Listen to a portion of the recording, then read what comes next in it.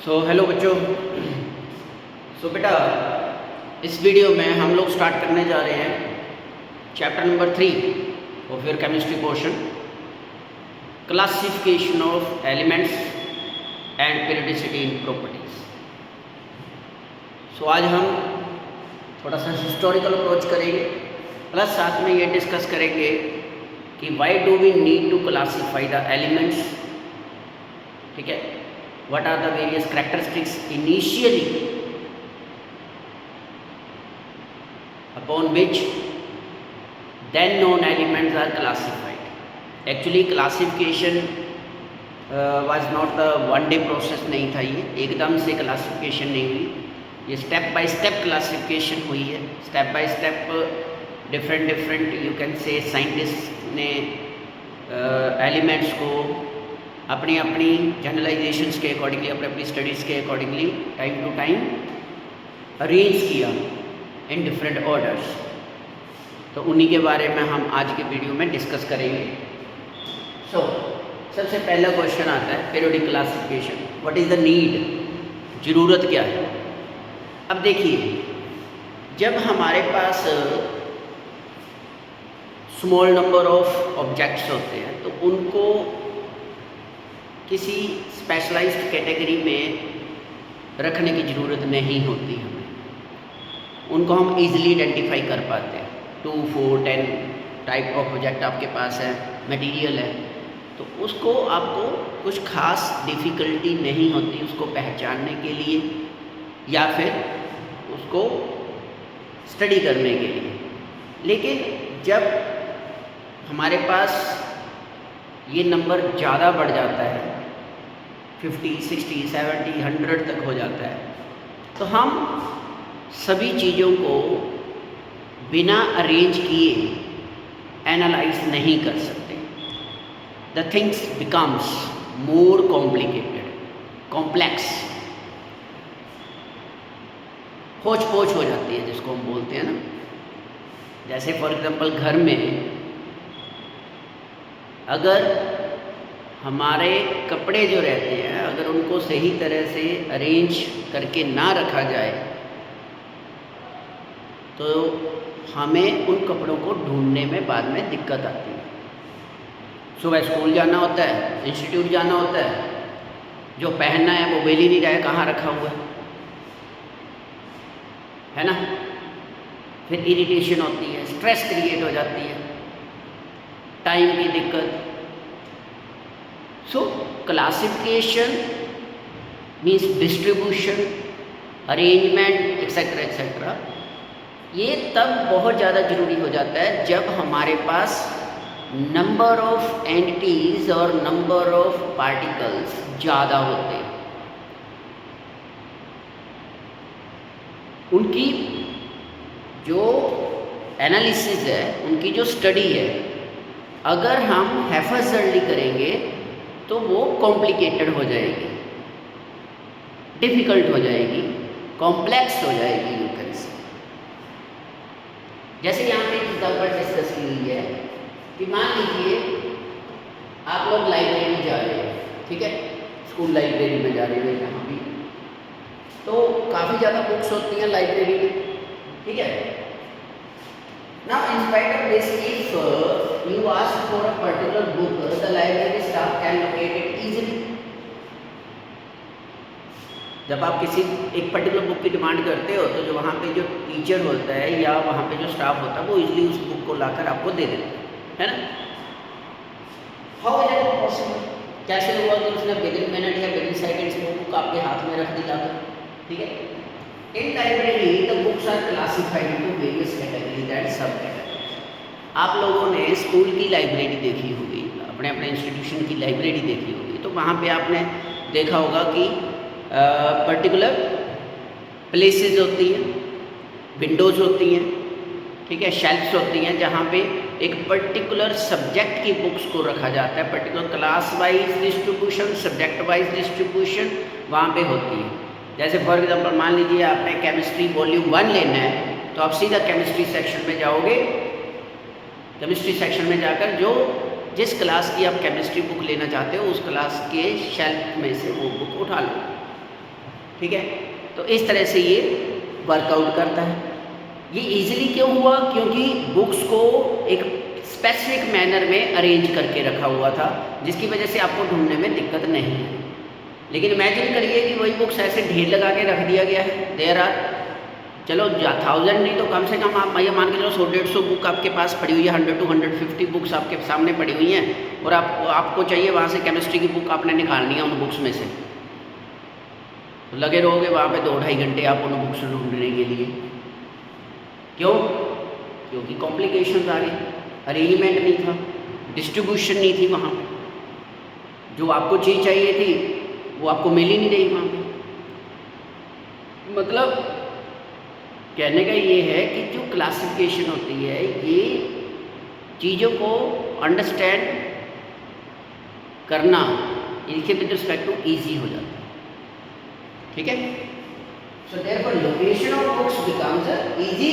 क्यों? Because these are arranged on shelfs, specific arrangement में उनको रखा गया है, इसलिए उन बुक्स की आइडेंटिफिकेशन या किसी भी मटेरियल की आइडेंटिफिकेशन इजीली हो जाती है। आप घर में किचन देख लीजिए, आपके मदर्स किचन में जितना भी मटेरियल यूज़ हो रहा है, spices, salt, sugar etcetera pulses, वो सभी एक पर्टिकुलर जगह पे रखी होती है, जिसकी वजह से अगर आपको किचन में जाने की ज़रूरत पड़ती है इन सर्टन केसेस, तो आपको दिक्कत नहीं आती उस सामान को ढूंढने के लिए।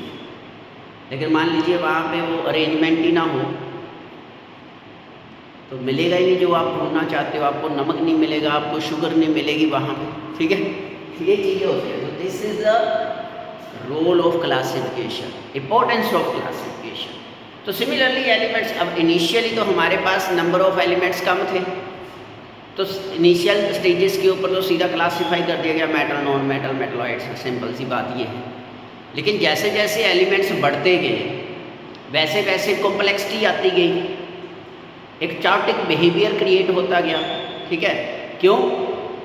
क्योंकि अब डिफरेंट नंबर, अब मेटल्स ही एक से ज़्यादा प्रोड्यूस हो, नॉन मेटल बहुत ज़्यादा आ गई, तो उस वजह से there was a strong need of classification these elements.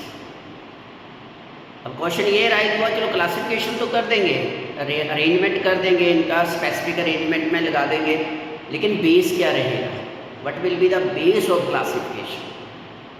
अब जैसे बुक्स को क्लासीफाई किया according to subject, according to class, तो एलिमेंट्स की क्लासिफिकेशन कैसे करें? हाउ?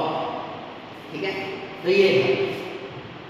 सो हम लोगों ने स्ट्रक्चर ऑफ एटम कर लिया है, क्वांटम नंबर्स लिया है, हमें पता है कि इलेक्ट्रॉन एडिशन होती है, डिफरेंट शेल्स, सब शेल्स, ठीक है ना, ऑर्बिटल्स में ऐसे इलेक्ट्रॉन जाते हैं, वो हमें आइडेंटिफिकेशन होगी।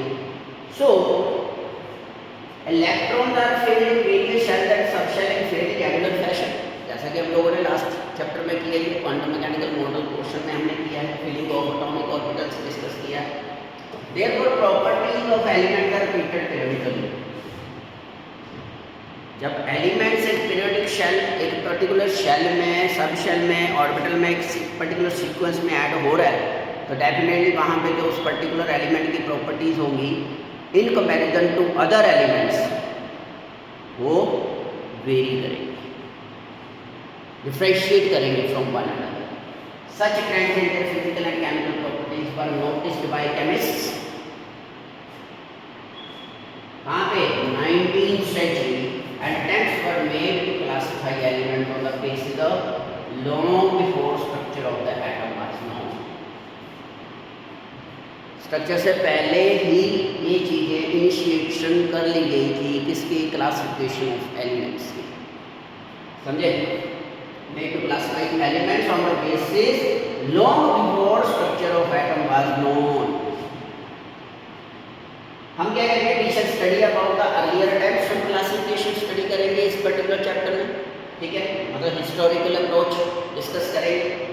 The first successful classification which included all the non elements at the time of Mendeleev's periodic table, उसके बारे में डिस्कस करेंगे। What was the base of that classification and about the long form of modern periodic table, जो आज की date में हम modern periodic table आज की डेट में हम डिस्कस करते हैं, उसके बारे में डिटेल्ड स्टडी करेंगे इस particular chapter. Okay, so earlier times में कौन कौन से थे, कैसे कैसे हुआ।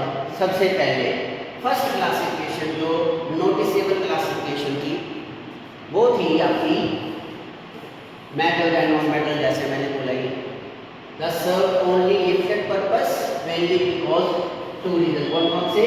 All the elements were grouped into these two classes only. Moreover the group containing metals was very big.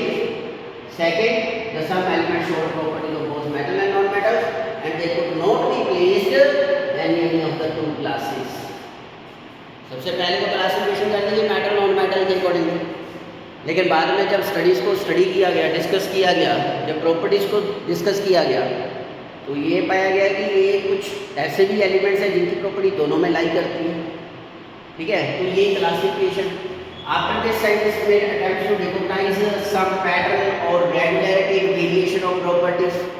बाद में फिर साइंटिस्ट लोगों ने जो स्टडी कर रहे थे, क्लासिफिकेशन ऑफ एलिमेंट्स को स्टडी कर रहे थे जो, उन केसेस में वहाँ पे क्या कर लिया गया, अदर प्रॉपर्टीज को नोटिस में लाया गया कि कौन कौन सी प्रॉपर्टीज हैं जो रिस्पॉन्सिबल हैं चेंज के लिए, वेरिएशन के लिए।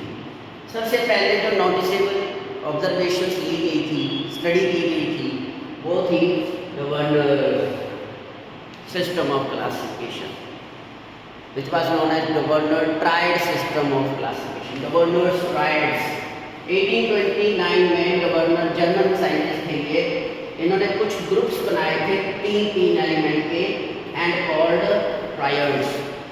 इन्होंने उस समय के एलिमेंट्स को ग्रुप ऑफ 3 में डिवाइड किया, तीन एलिमेंट्स की ग्रुपिंग की गवर्नर ने, और all the 3 elements of a tried were similar in their properties. ये बोला गया कि एक ट्राइड में जितने भी एलिमेंट्स होंगे उनकी प्रॉपर्टीज क्या रहेंगी, सिमिलर रहेंगी। ये थे आपके गवर्नर। ठीक है, नाउ ही ऑब्जर्व दैट, ये मेन पॉइंट है, क्या था ये, किस बेस पे, किस आधार पे इन्होंने ट्राइड सिस्टम को इंट्रोड्यूस किया। He observe that atomic mass of the middle element of a triad was nearly equal to the arithmetic mean of the atomic masses of other 2 elements. जब इन्होंने 3 एलिमेंट्स का tried system generate किया, तीन elements के लिए 3 elements का grouping की, तब इन्होंने पाया कि उस एक पर्टिकुलर ट्राइड सिस्टम में जो मिडिल एलिमेंट है उसका जो एटॉमिक मास है दैट इज एग्जैक्टली और approximately same as the average atomic mass of the first and the third element of the triad. This was noticed by the governor and he introduced this system of classification as governor's triad system of classification. क्या था ये, कौन कौन से triad थे, ये देखिए।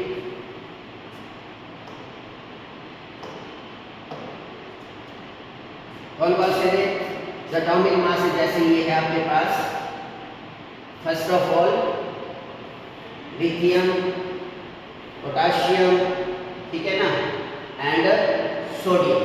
First tried जो था आपका लिथियम, सोडियम एंड पोटाशियम। तो फर्स्ट एलिमेंट आपका लिथियम था, लिथियम जिसका आपका एटॉमिक मास आपके पास कितना रहता है, हाइड्रोजन, हीलियम, लिथियम। दूसरे एलिमेंट था आपके पास, second element was sodium and third element was potassium. तो लिथियम जैसे फॉर एग्जाम्पल इसका 7 है और पोटाशियम का 39 होता है, तो जो सोडियम का एटॉमिक मास ऑब्जर्व हुआ दैट वाज 39 प्लस 7/2, कितना आ गया, 46/2 means to say 23। ठीक है ना, जो एग्जैक्टली होता भी इतना ही है। This was the first trial discussed by the governor. He notice that when lithium, sodium and potassium are arranged in a particular triad system, then the atomic mass of the sodium is equal to the average atomic mass of lithium and potassium. Similarly, he described the example of calcium, strontium and barium. Similarly, chlorine, bromine and iodine. In all these cases, the mean atomic mass of first and third element of the triad is approximately equal to the atomic mass of the middle element, that is the second element. लेकिन जब इन elements को, जब इस triad system को higher elements के लिए apply किया गया, मतलब higher elements having higher atomic masses को जब ट्राइड सिस्टम में रखा गया, तो वहाँ पे अनॉमलीज आने स्टार्ट हो गए, वेरिएशन आनी स्टार्ट होगी, ज़्यादा वेरिएशन आनी स्टार्ट होगी, जिसकी वजह से गवर्नर ट्राइड सिस्टम को रिजेक्ट कर दिया गया था, लिमिटेशंस आ गई थी। मीन्स कहने का मतलब यह है कि गवर्नर ट्राइड सिस्टम आपका elements having lower atomic masses के लिए तो वैलिड था, लेकिन जैसे ही हायर एटॉमिक मास वाले एलिमेंट्स को कंसीडर किया गया, ट्राइड सिस्टम में लाया गया, ट्राइड सिस्टम में, तो वहाँ पे वेरिएशंस आनी स्टार्ट हो गई, जिसकी वजह से गवर्नर ट्राइड सिस्टम को एक्सेप्ट नहीं किया गया। ठीक है, so this was about the first attempt to the classification of the element, that is Gardner triad system. एक बार इसको दोबारा से रिवाइज कर लेना है सभी ने, और ये ट्राइड्स को लर्न जरूर कर लेना है, this is very very important. Okay, thank you, bye bye.